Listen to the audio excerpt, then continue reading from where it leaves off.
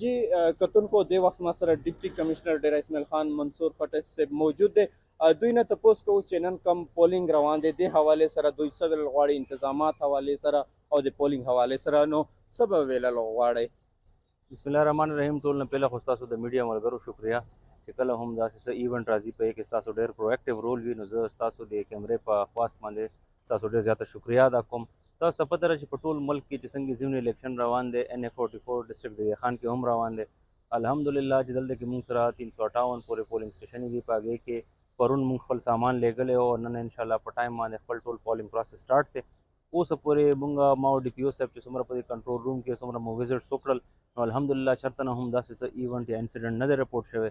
پولینګ پروسس ښه روان دی انشاءالله او زموږ کوشش دا دی چې په ټایم باندې پوره هم کړو او انشاءالله په نن ورځ کې چې ریزلټس کمپایل کړو هغه مخې ته خلکو ته ور ومرسوو. الحمدلله زموږ تاسو ټولو په دعاګانو سره د پولیس فورسز په محنت سره سیکیورټي فورسز چې موږ سره لګیا دي نو اوسه پورې خو داسې څه ناخوشګواره واقعه نه ده راغلی او بل چې زموږ څومره پولینګ سټیشنونه دي 358 پورې په هغې کې نه چېرته عملې دا شی رپورټ کړی دی. هر ټول چې کوم بیسک فیسیلیټیز د هغه دلته کې موجود دي.